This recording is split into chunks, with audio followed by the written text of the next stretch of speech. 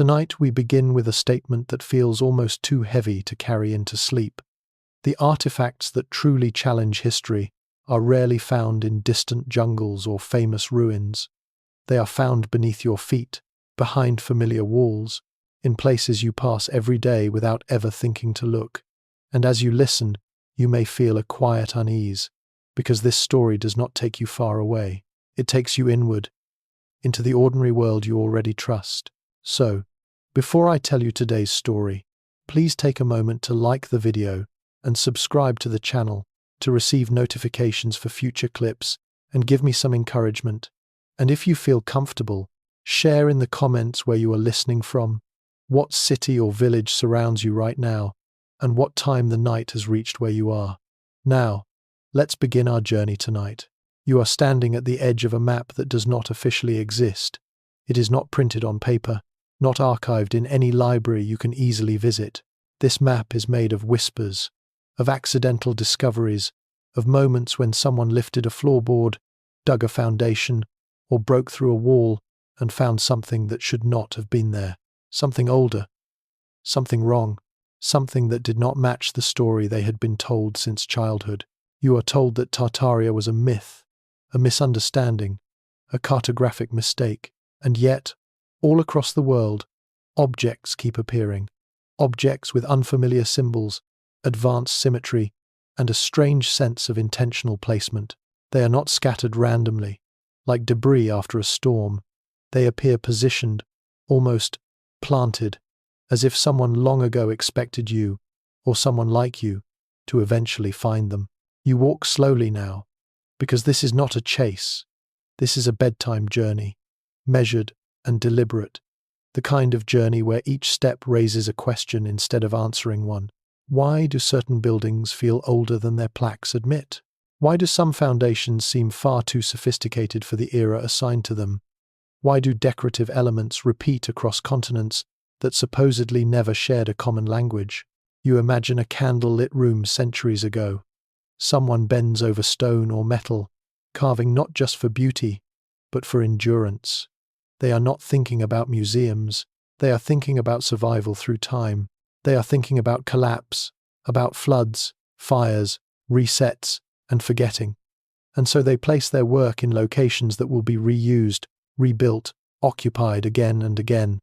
Churches, cities, roads, centers of power, unexpected places, but also the most reliable ones.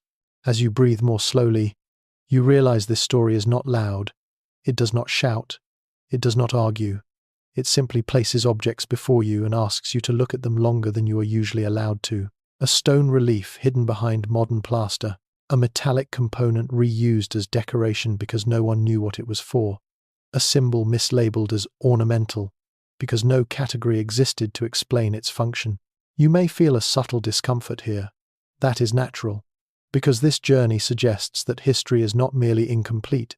It may be curated, not entirely fabricated, but trimmed, edited, simplified, like a bedtime story told to a child, leaving out the parts that raise too many questions before sleep.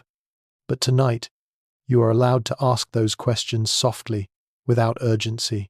You begin to see Tartarian artifacts not as isolated curiosities, but as markers, like breadcrumbs left across centuries. They appear in basements beneath financial districts, in rural fields ploughed over and over until stone rings against metal. They appear embedded in walls that have been repainted dozens of times, their edges dulled by the hands of generations who did not know what they were touching. And you ask yourself, gently, if an advanced culture wanted to leave something behind, but knew it would be misunderstood or feared, where would it hide its traces?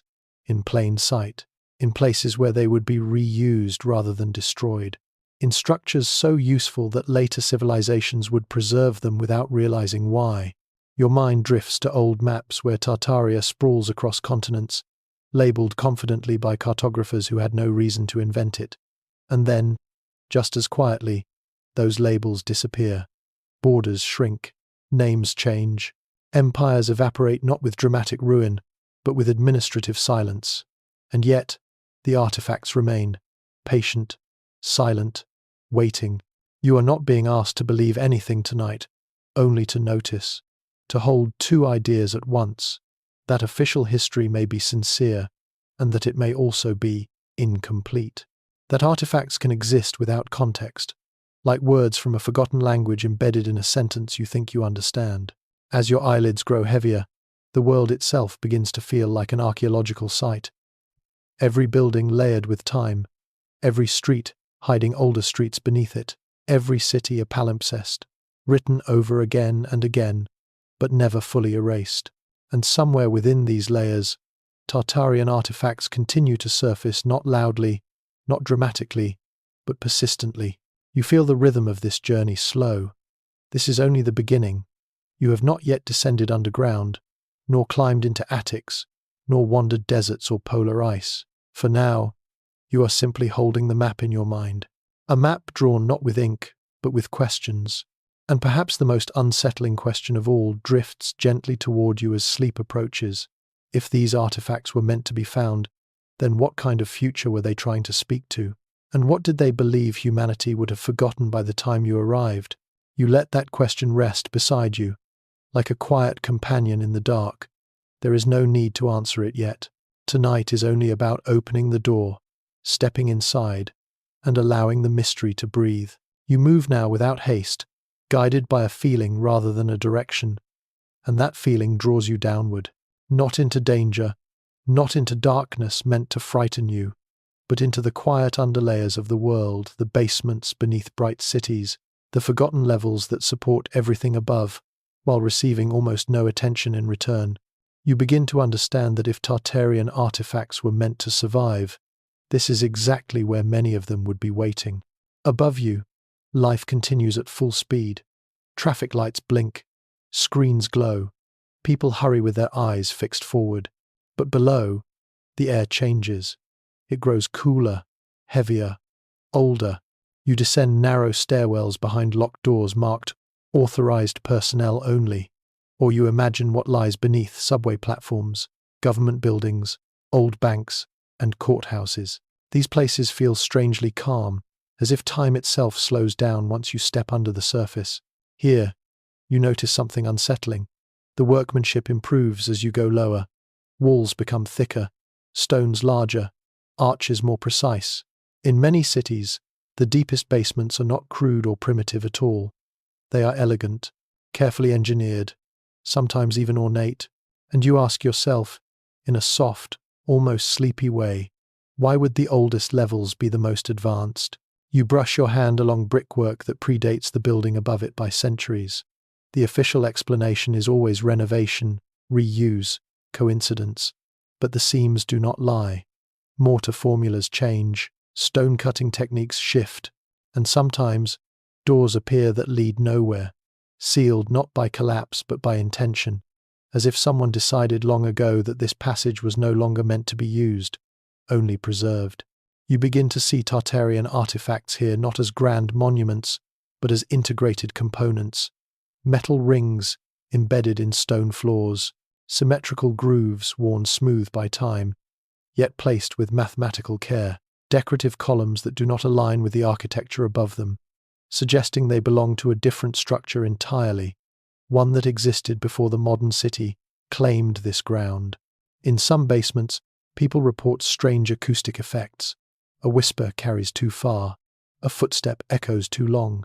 The space feels tuned, almost like an instrument, and you wonder if these lower levels once served a purpose beyond storage or support. Could they have been power centers, resonance chambers, distribution points for a technology no longer named?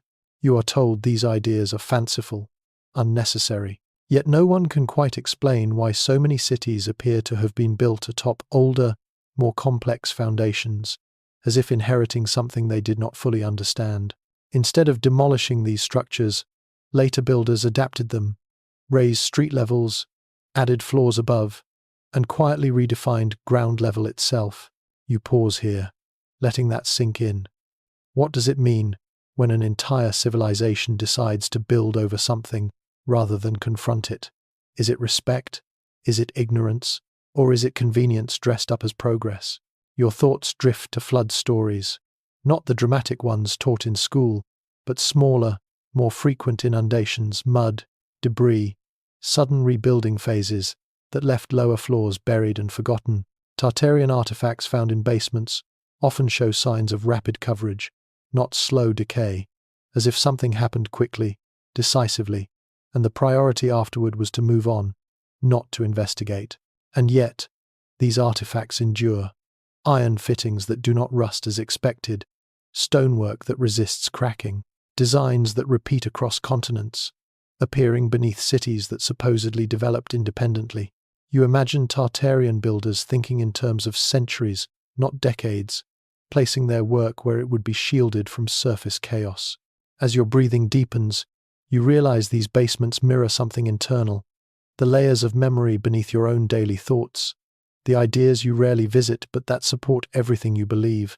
Tartarian artifacts in unexpected places are not just physical objects, they are reminders that the past is not behind you, it is beneath you, holding you up, whether you acknowledge it or not.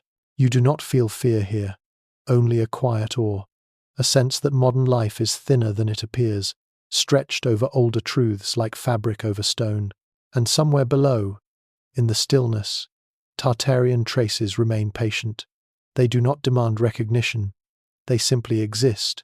You begin to ascend again, slowly, reluctantly, carrying the image of those lower levels with you. The lights grow brighter, the noise returns, but something has shifted. You now know that every step you take on a city sidewalk may be resting on a story never fully told. And as you drift closer to sleep, one gentle question follows you upward. If the foundations of our cities are inherited from a forgotten world, then how much of our present is truly our own? You do not go downward this time. Instead, you rise slowly, carefully, as if climbing into the lungs of old buildings, church attics, cathedral lofts, bell towers sealed for decades, places where dust gathers not just from neglect, but from reverence.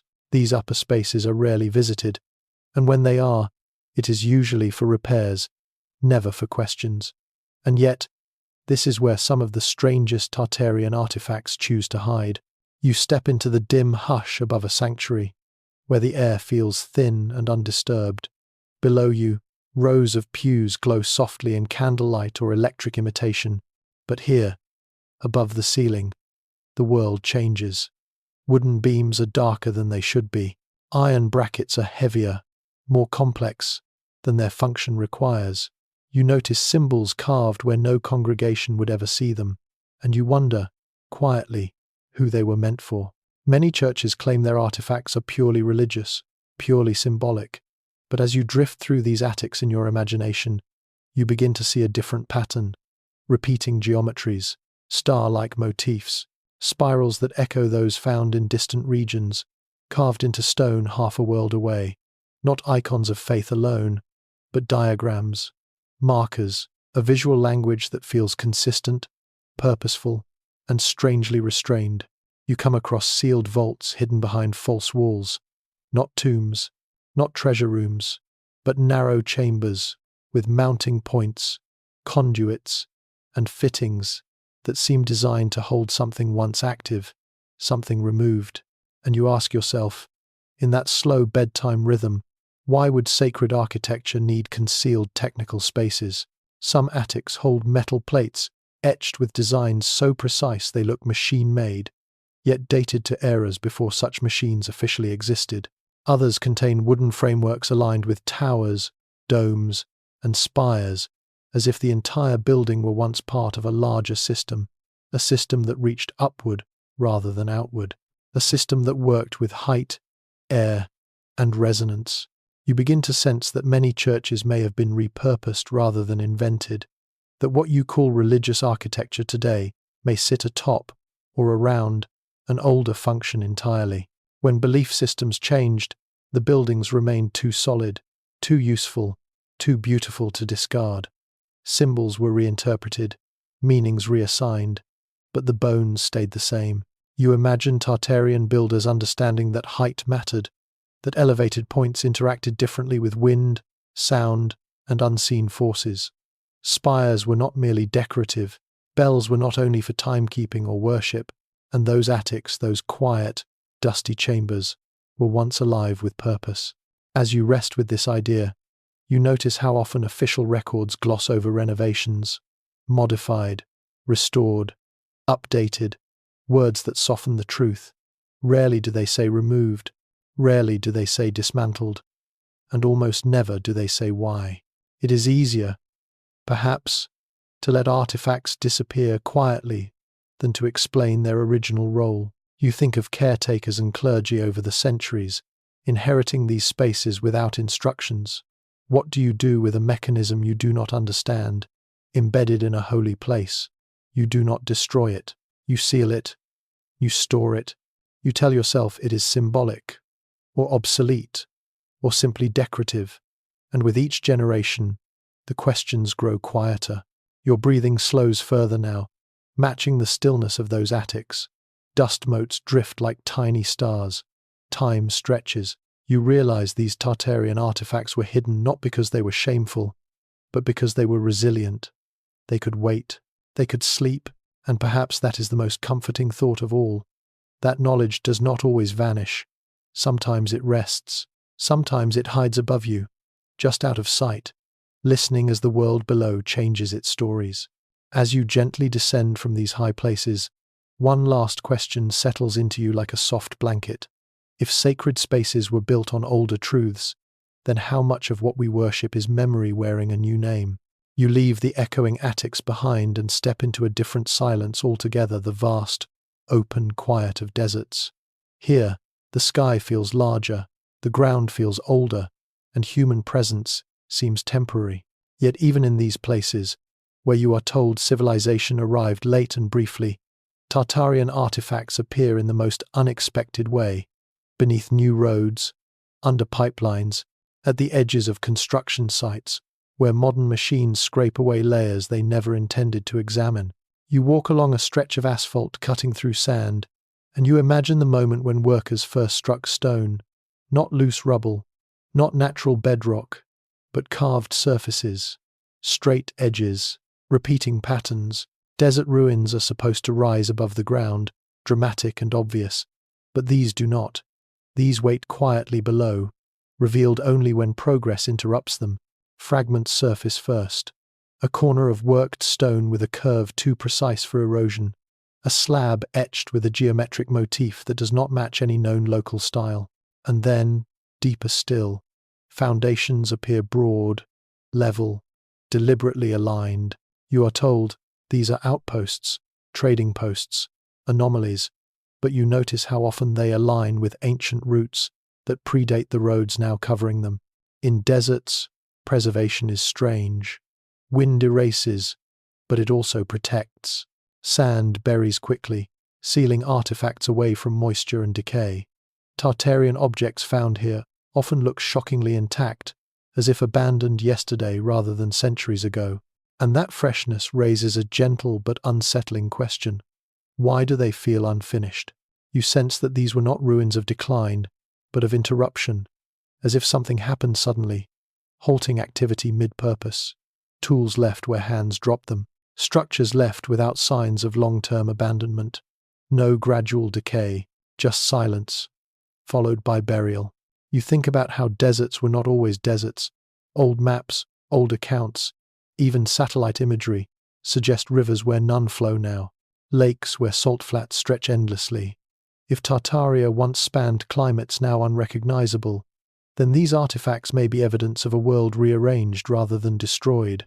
Modern roads cut straight lines through these places, and each line becomes a wound where the past briefly bleeds through. Authorities document the finds quickly, remove select pieces, rebury others, and move on. The road must continue. The story must stay simple. You feel no anger here, only a deep tiredness, as if the land itself has seen this happen before. Civilizations passing over one another, each convinced they are first, each leaving behind objects that will one day confuse someone else. As night settles in your mind, the desert cools. Stars spread overhead like a map older than any empire, and you realize that Tartarian artifacts in deserts are not out of place at all. They are exactly where long memory goes when the world changes too fast. You rest with that thought, letting the sand settle again covering what is not yet meant to be fully known. You leave the open desert and move toward places where the land itself seems to resist explanation. Mountains, great, ancient forms rising out of the earth like frozen waves. You are told that what lies within them is natural. Cracks, caves, veins of ore, and yet, again and again, Tartarian artifacts are found not on their peaks, but inside their bodies, hidden in tunnels that do not behave like nature. You follow the feeling of cold air spilling from a narrow opening in rock. It is subtle, almost polite, as if the mountain is breathing. When you step closer in your imagination, the walls smooth out, curves become deliberate, angles repeat. The passage does not wander randomly, it leads. And you realize you are not in a cave, you are in a corridor. These mountain tunnels appear across continents, some barely documented, others sealed and forgotten. Their dimensions are consistent, their slopes are gentle, their ceilings arch just enough to bear weight efficiently. This is not survival digging. This is planning. You trace your fingers along the stone and feel tool marks that do not match the era assigned to them. Too precise, too uniform, as if shaped by knowledge that valued longevity over speed.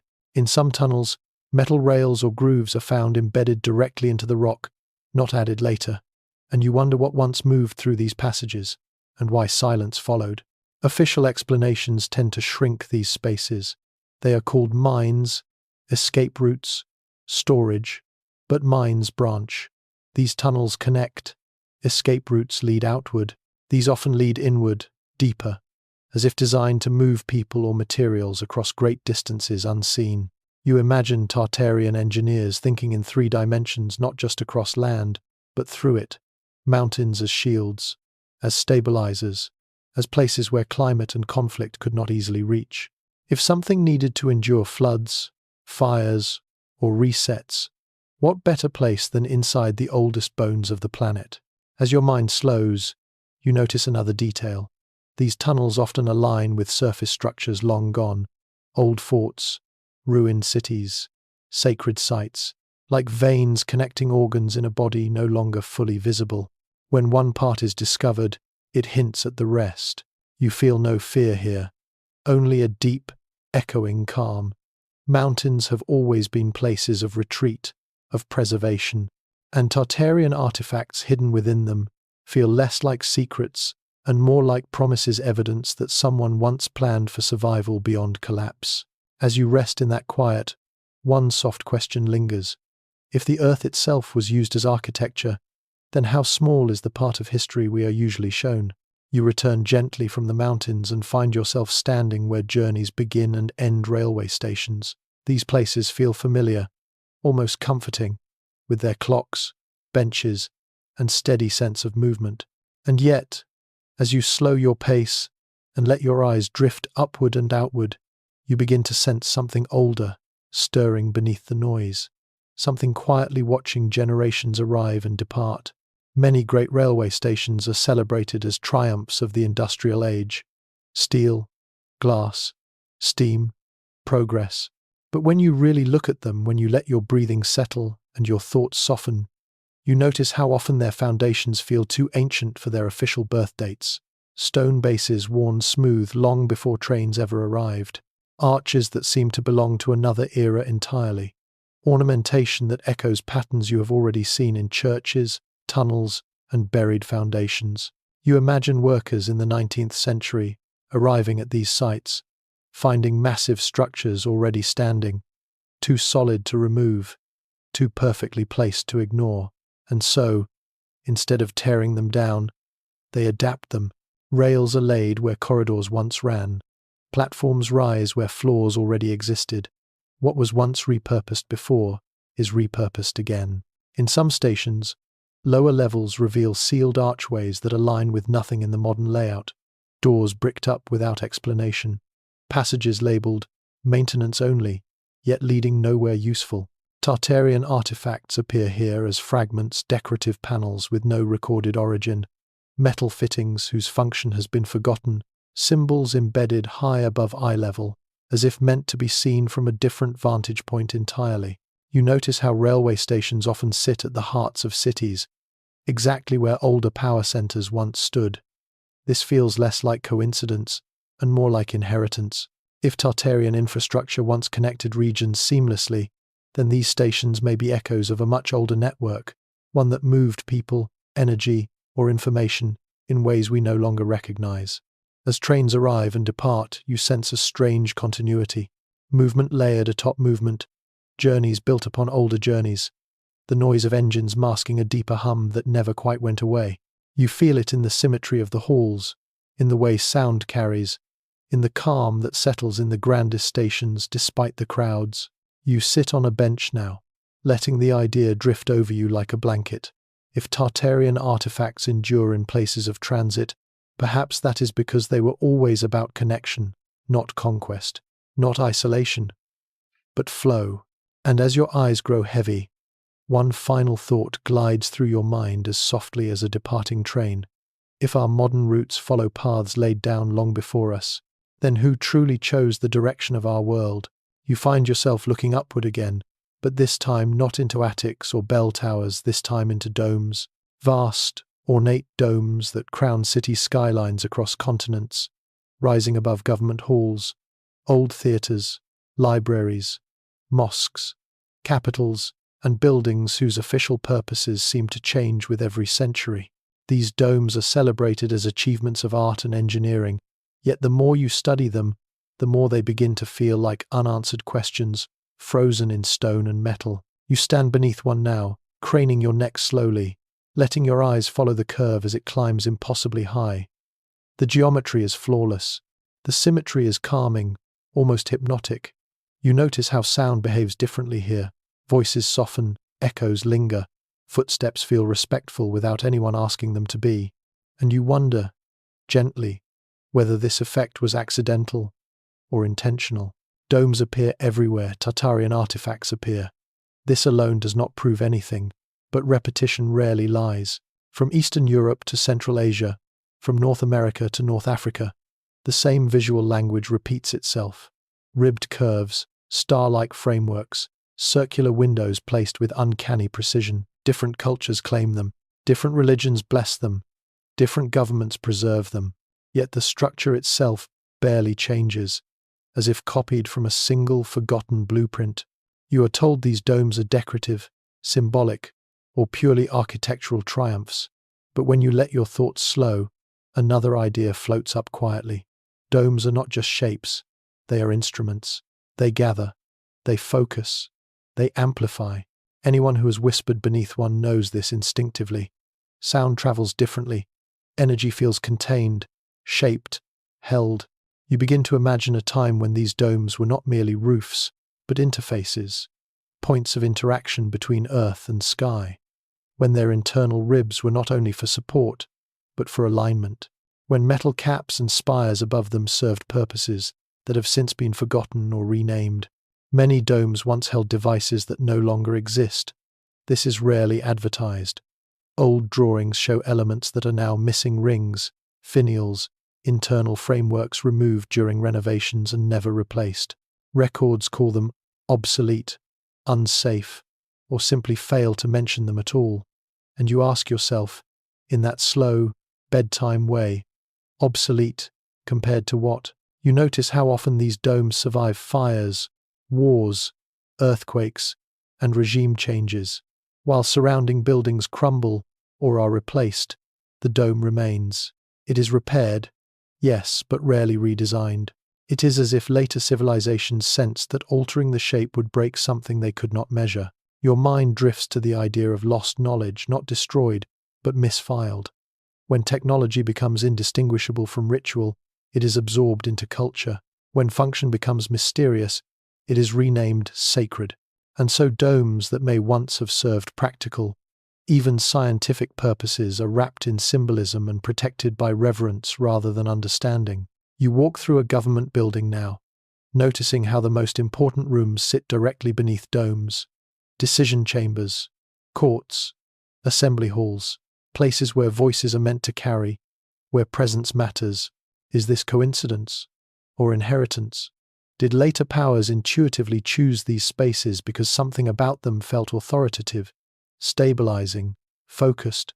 Outside, the dome catches the light of sunset or moonrise, glowing softly, as if remembering something. You feel no urgency to decode it. This is not a puzzle to be solved tonight. It is an atmosphere to rest within.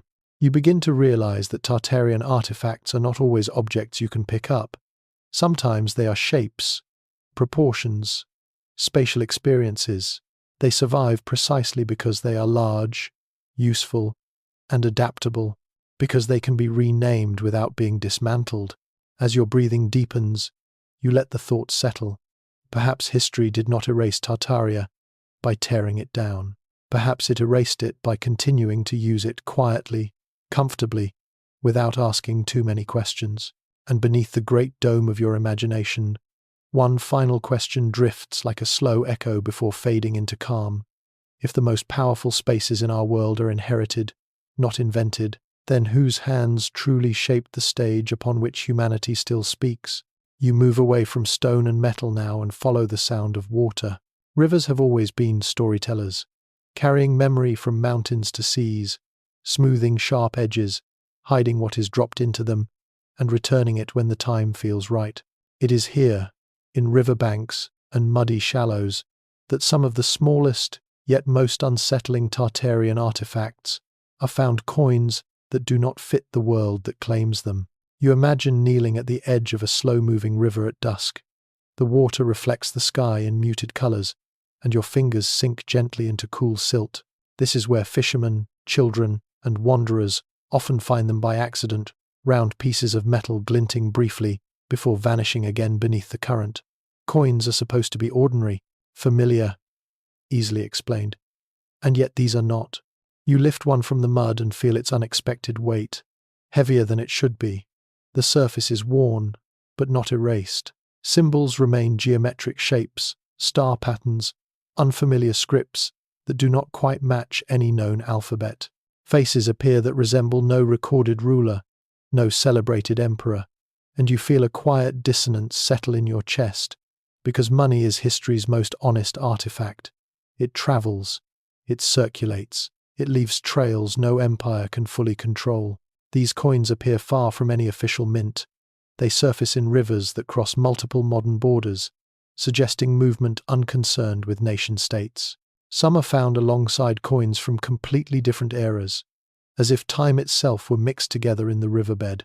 Scholars often label them trade tokens, local issues, or unknown origin, and then place them in drawers where curiosity can rest without disturbance. But rivers do not lie. They collect what people lose, discard, or attempt to forget.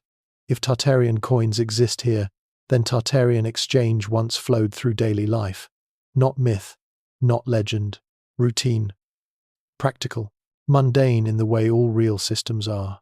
You consider how rivers connect inland cities to distant coasts, how they once served as the primary arteries of civilization.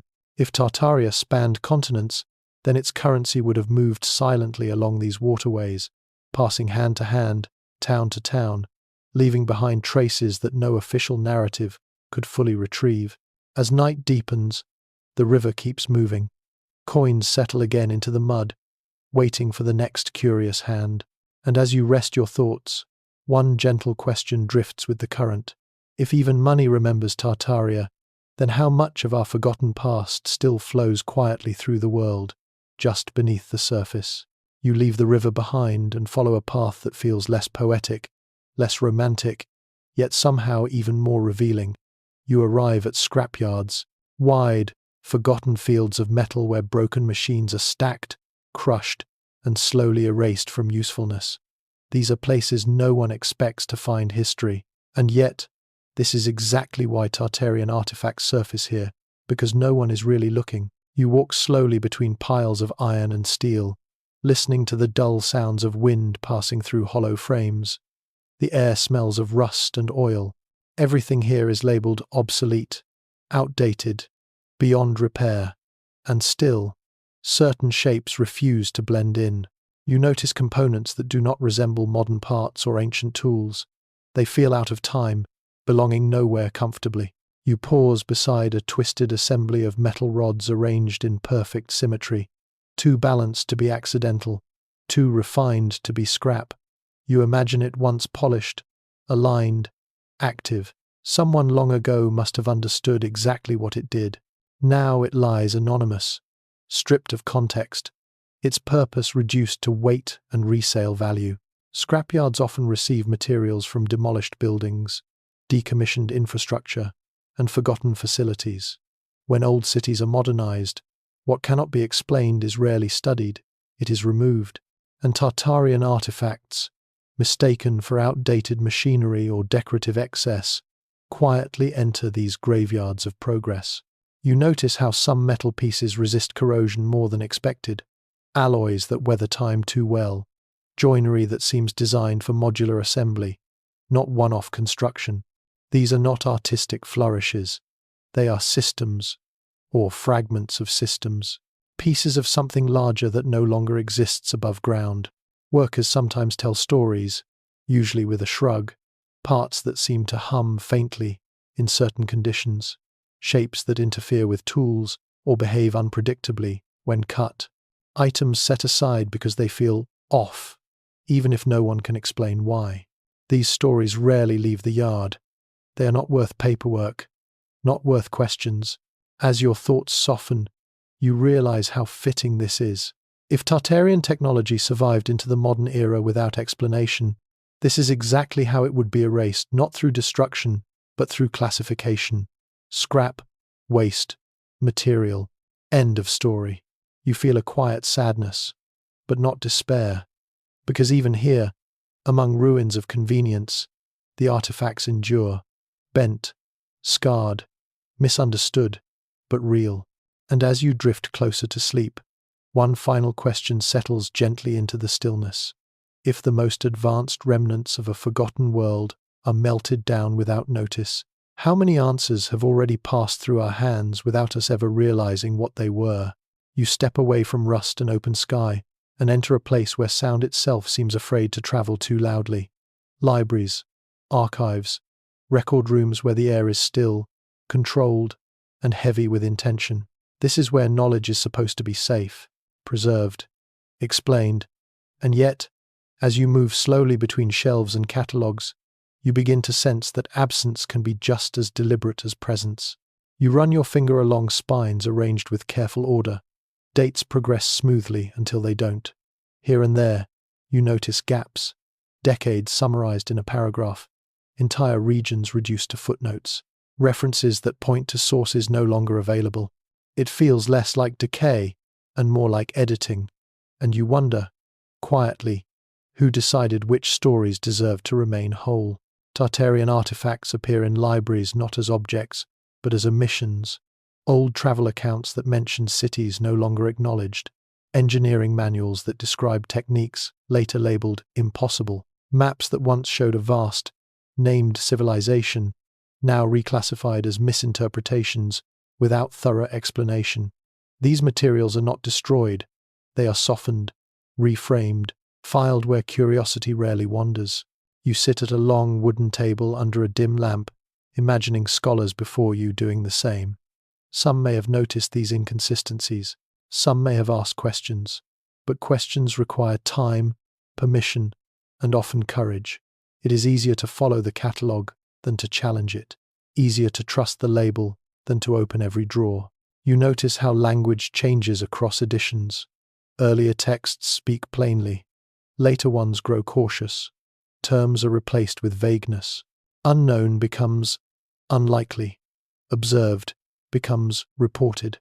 And with each adjustment, Tartaria fades not through denial, but through polite uncertainty. As your eyelids grow heavy, you realize that censorship does not always slam doors. Sometimes it simply rearranges the shelves, and in that gentle rearrangement, entire worlds can fall asleep. One soft question settles beside you like a bookmark placed for later. If history is curated for comfort, then what truths are waiting quietly for someone patient enough to read between the lines? You leave the hushed order of libraries and step into open land again, where the sky feels wide and the earth feels honest. Farm fields stretch out before you, neat rows cutting through soil that has been turned and returned for generations. These places feel ordinary, dependable, and thoroughly understood.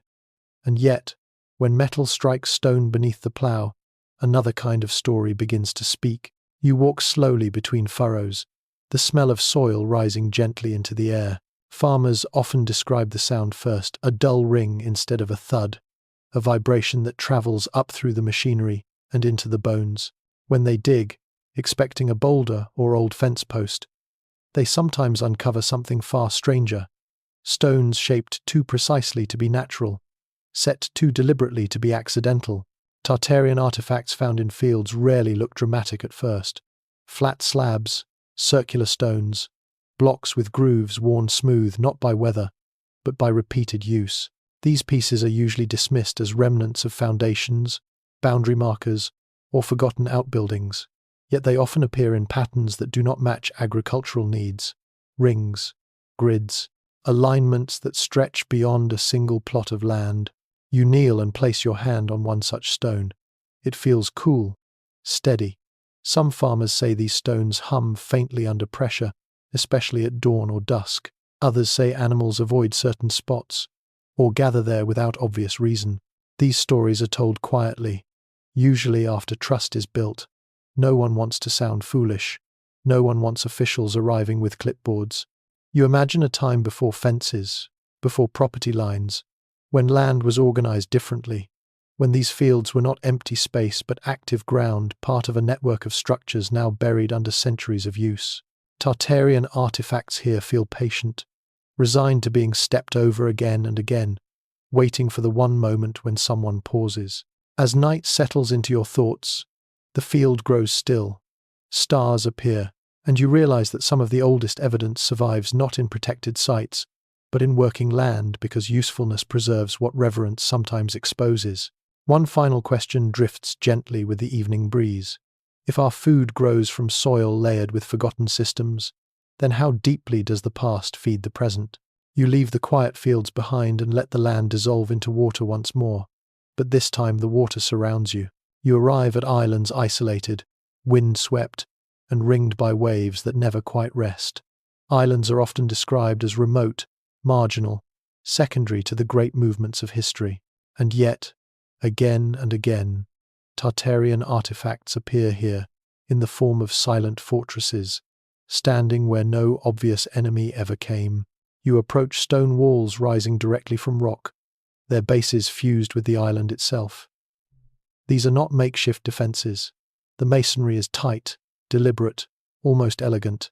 Angles are chosen with care. Sightlines stretch across open sea rather than toward any visible land threat. You pause and ask yourself, softly, what were these structures watching for? Many island fortresses show little evidence of prolonged occupation. Few living quarters, minimal storage, and yet immense effort went into their construction. Tartarian artifacts appear here as embedded mechanisms, unusual apertures, and symmetrical chambers that do not suit cannons or conventional warfare. These spaces feel less like barracks and more like stations, places meant to monitor, signal, or stabilize something unseen. You imagine an older world where coastlines mattered differently, where the sea was not a barrier but a conduit. Islands may have been nodes rather than outposts, linked through routes now forgotten. In this context, fortresses become anchors, not shields, markers of control over movement, currents, or perhaps something even subtler.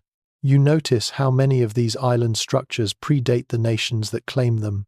Their origins are labeled uncertain, their builders unknown. They are maintained out of habit, tourism, or vague strategic value. Yet no one fully explains why they were placed exactly where they are. As waves continue their endless motion, you feel a deep calm settle in. These fortresses do not demand answers. They simply endure, holding their watch across centuries of changing flags. And as you drift toward sleep, one quiet question floats with the tide. If the edges of the world were once carefully guarded, then what was humanity truly protecting or waiting for? You move farther north now, not in haste, but in a slow drifting way, as if carried by breath and memory rather than by maps. The colors drain gently from the world until everything becomes white, blue, and endless gray. You have arrived at the polar regions, places that feel empty, untouched, and eternal. And yet, even here, Tartarian artifacts remain, preserved not by care, but by cold. The cold changes how time behaves. Rust slows, rot pauses, decay hesitates. What would vanish elsewhere can sleep here for centuries.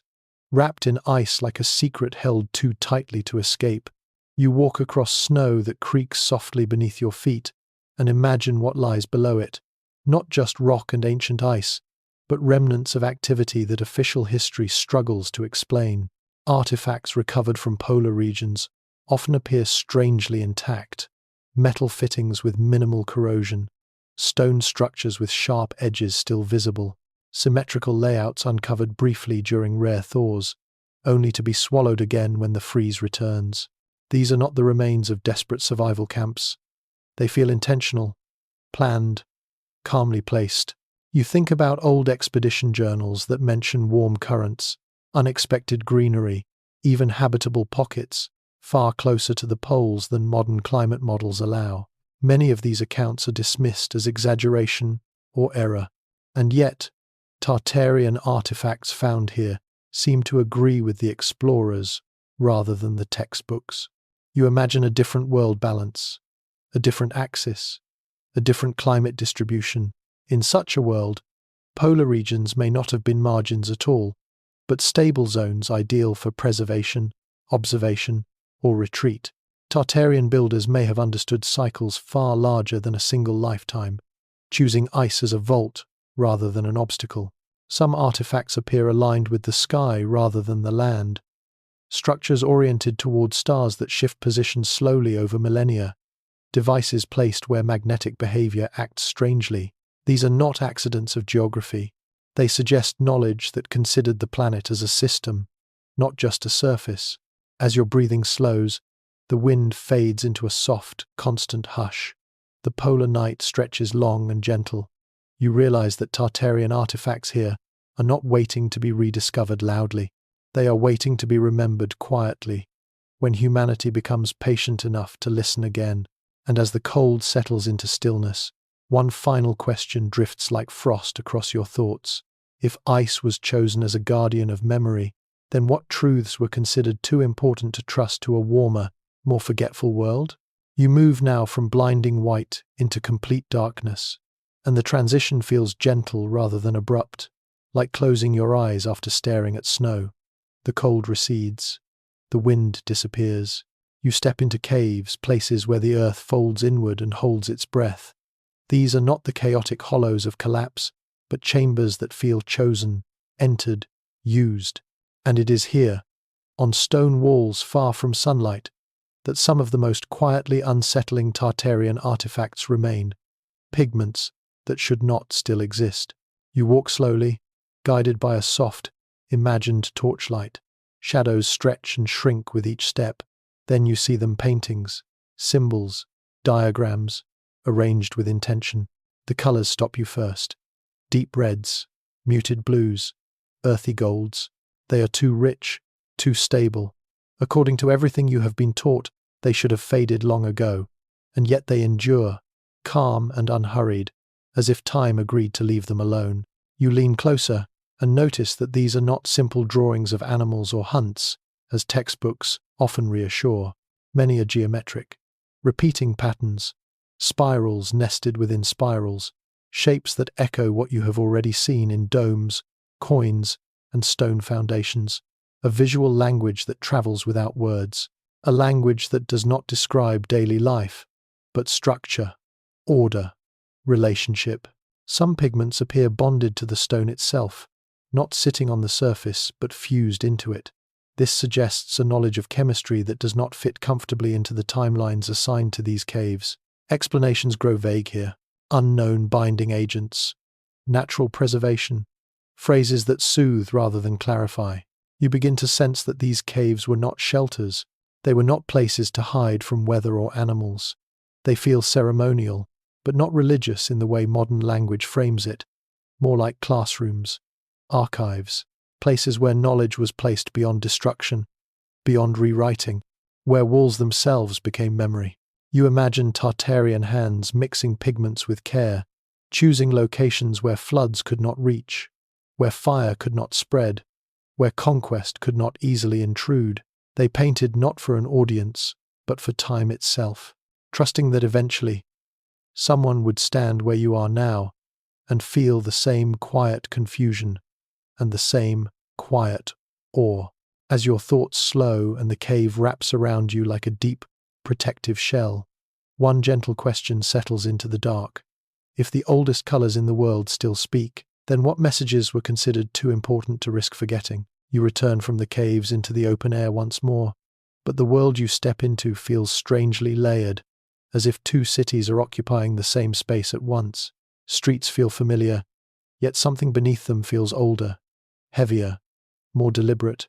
This is where you begin to notice what could be called graveyards of architecture, places where buildings have not simply aged, but have been partially erased, reset, and built over without fully disappearing.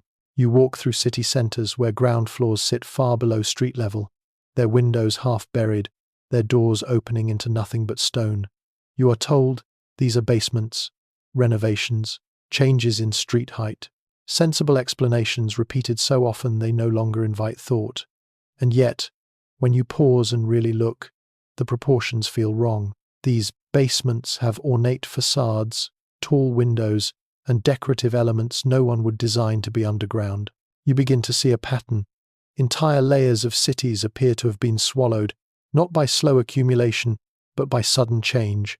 Mud, debris, rapid rebuilding. Above these buried levels rise newer structures, simpler, lighter, less ambitious, as if something grand was lost, and what followed chose practicality over beauty, survival over expression. Tartarian artifacts surface here as architectural ghosts. Arches cut off mid-curve, staircases that lead nowhere, columns embedded into walls like fossils. These are not ruins in the romantic sense. They are amputations, evidence of a reset where continuity was broken but not fully destroyed. You imagine a moment of transition, a catastrophe, or perhaps a series of them. Floods, climate shifts, social collapse. Whatever the cause, the response feels consistent across continents. Clear what you can, cover what you cannot, and move forward quickly. The past becomes an inconvenience rather than a guide. As you walk, you notice how often these buried structures align with Tartarian styles. You have already encountered precise symmetry, durable materials, a sense of permanence that modern replacements rarely attempt. It feels as though an older world expected to last, while the newer one learned to expect replacement. Your breathing slows as you realize something unsettling yet strangely calming. These architectural graveyards are not hidden. They are walked over every day, lived above, forgotten not through secrecy, but through normalization. And as you let the city fade into a soft blur, one final question settles gently into you. If entire chapters of civilization can be buried and reused without explanation, then how many new beginnings in history were actually quiet continuations of something much older? You step now into spaces designed to tell you what something is. Museums, quiet halls with polished floors, controlled lighting, and carefully chosen words. These are places of authority, where objects are framed, labeled, and placed behind glass so that uncertainty can be managed. And yet, as you drift from case to case, Tartarian artifacts reveal themselves not through what is said, but through what is carefully avoided. You stand before a display and read the placard. The language is calm, reassuring. Origin unknown, purpose unclear, ceremonial object. These phrases appear again and again, like soft blankets laid over sharper questions. You notice how rarely the words system, network, or technology are used. Objects are isolated, decontextualized, made safe by separation. Some artifacts look oddly familiar now. Patterns you have already seen, etched into stone beneath cities, painted in caves, stamped on coins pulled from rivers. Here, they are presented as local curiosities, belonging to specific regions, stripped of any suggestion of connection. The possibility of a shared origin is never mentioned. You notice something else too. Certain items are missing entirely. Old photographs show displays that no longer exist. Records mention pieces moved to storage, research, or conservation, and never returned to public view. Museums are not lying to you. They are simply showing you what fits. You imagine curators facing objects that refuse to behave, items that do not fit timelines, that blur categories, that hint at coordination across impossible distances. What do you do with such things? You soften the language. You narrow the scope. You let the artifact speak as little as possible. As your mind drifts, you realize museums are not prisons. They are filters. They protect objects from damage, but also from dangerous interpretation. And Tartarian artifacts, when viewed without context, become harmless fragments rather than disruptive evidence. You move toward the exit, the quiet hum of climate control following you like a whisper. One gentle question stays with you as you leave. If truth can be shaped by labels, then how much of what we know is simply what we are allowed to see? You drift away from public halls and curated silence and move toward places that do not welcome visitors at all. Doors without signs, rooms without windows, collections that exist not for education but for possession. These are private holdings, sealed rooms, estates where Tartarian artifacts rest behind locks and agreements rather than glass. Here, the air feels different, not colder, but heavier, as if even curiosity must tread carefully. You imagine being invited into such a space, not openly, but quietly. A nod, a favor, a shared understanding that nothing here is to be photographed, discussed, or questioned too loudly. The artifacts are arranged not for explanation, but for containment. Shelves lined with objects that have no labels at all. Stones, metals, instruments, fragments, each one removed from the public world, precisely because it raised too many questions there. Private collections often hold what institutions cannot comfortably display, items that resist classification, objects that suggest continuity where separation is preferred. Tartarian artifacts appear here as complete pieces rather than fragments, preserved carefully, sometimes obsessively, not because their owners understand them, but because they sense their importance. You notice how secrecy changes the relationship between human and object. In public spaces, artifacts are owned by history.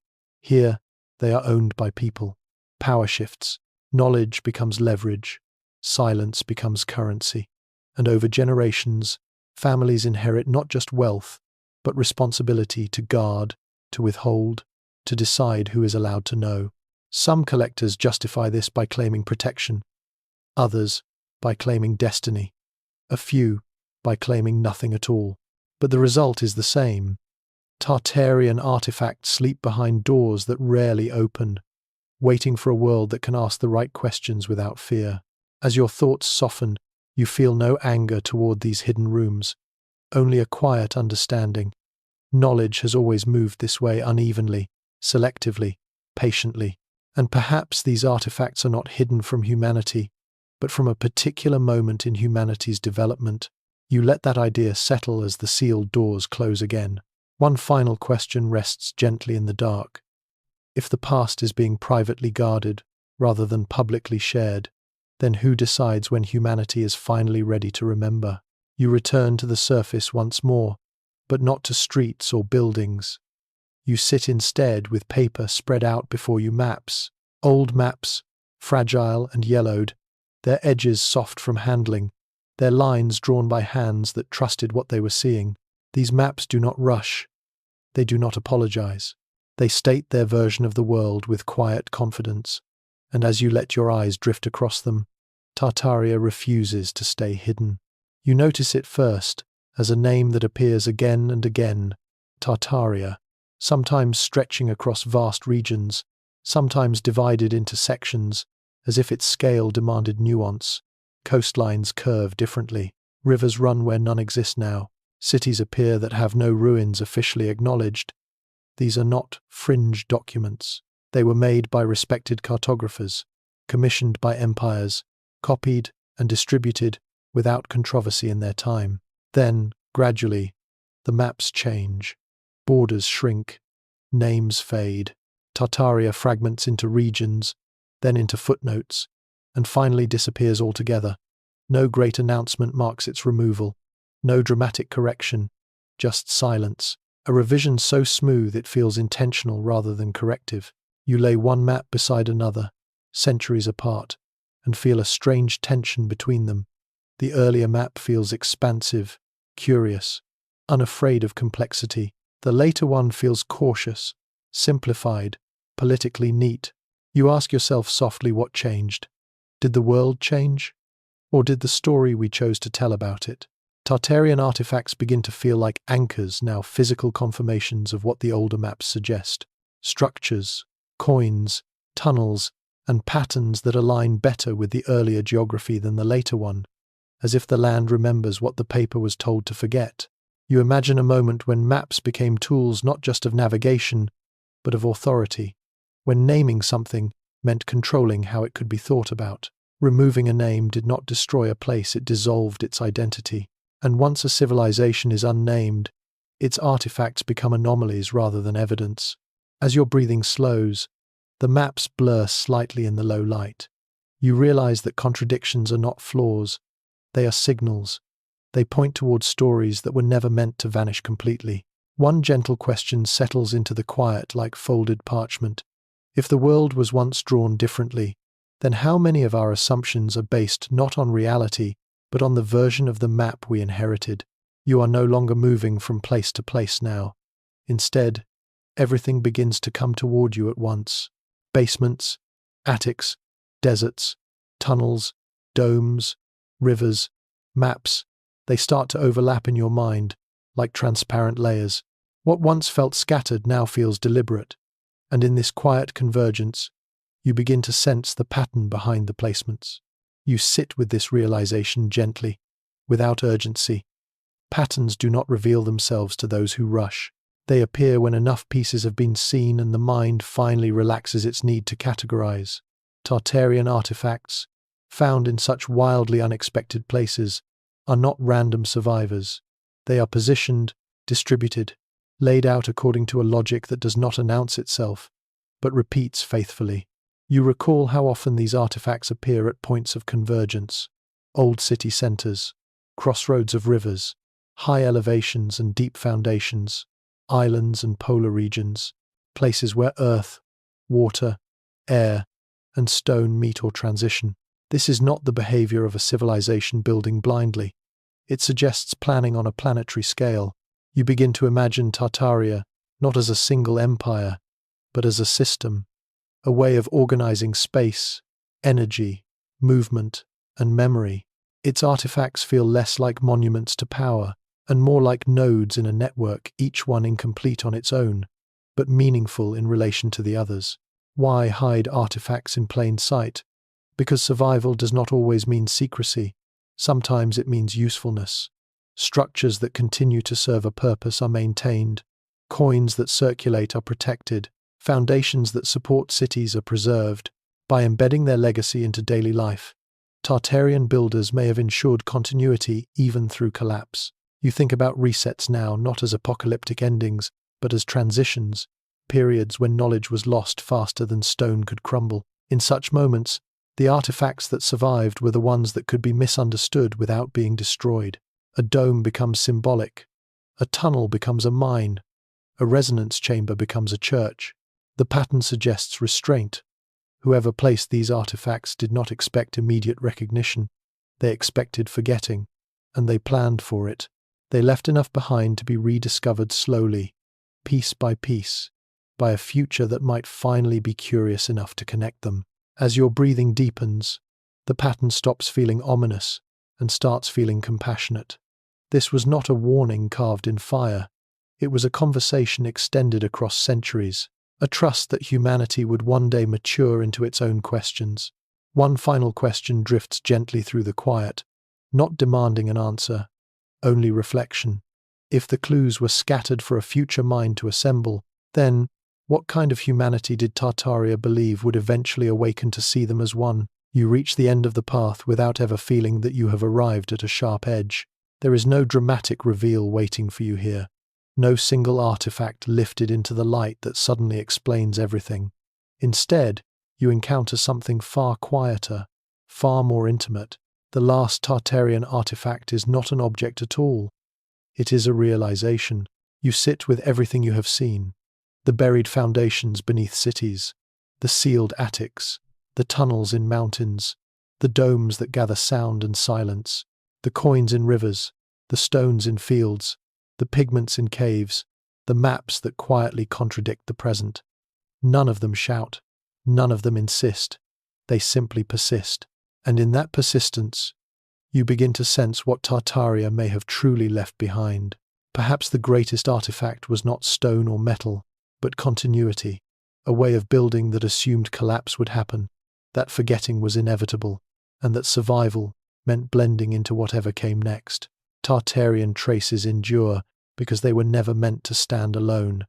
They were meant to be reused, renamed, absorbed, and misunderstood until someone like you slowed down enough to notice the repetition. You realize now why these artifacts appear in unexpected places, because the most reliable places are not always the most obvious ones. Power moves, belief shifts, borders dissolve, but foundations, crossings, elevations, and shelters remain. Tartaria did not try to freeze time. It worked with it, and then the thought turns inward. Gently. What does this mean for you? For humanity? If a civilization once thought so far ahead that it planned for its own erasure, then perhaps the story of humanity is not one of constant beginnings and endings, but of long conversations, interrupted and resumed. You feel no urgency to label Tartaria as myth or truth. That choice is not demanded of you tonight. The wiser position, the calmer one, is simply to acknowledge that the past may be deeper, kinder, and more patient than we are usually told. The world around you softens. The artifacts recede back into their places, under streets, behind walls, beneath water and ice. They are not disappearing. They are resting again, satisfied that they have been noticed. And now, the journey slows into its final breath. You let your thoughts loosen their grip, like fingers releasing sand. The questions that once felt sharp now feel round, smooth, safe to hold without effort. You do not need answers tonight. You only need the sense that the world is larger, older, and more quietly intelligent than it appears in the daylight. Imagine the earth itself settling beneath you, layers upon layers, each holding memory without judgment. Civilizations rise, fall, rename themselves, and move on. But the planet remembers everything in its own gentle way. Nothing is truly lost. Some things simply wait. Your breathing grows slower, deeper. Each breath feels like it reaches farther down into the calm beneath thought. The images fade now, domes blur into stars, tunnels dissolve into darkness, maps fold themselves away. What remains is a soft awareness. Like a lantern turned low, you are safe in not knowing, safe in wondering, safe in the quiet understanding that humanity has always been more than the stories it tells about itself. Somewhere, beneath the noise of modern life, ancient patience continues to hum. Let that hum become silence. Let the silence become rest. Let rest become sleep.